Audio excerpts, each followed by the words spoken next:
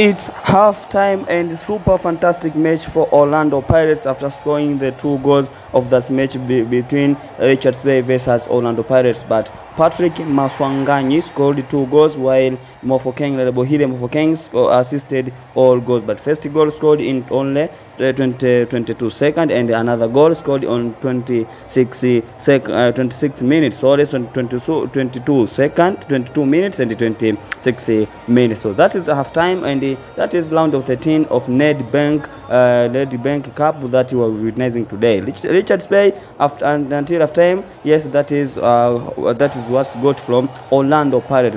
What the Orlando Pirates did in South Africa Premiership League, also did in CAF Champions League, also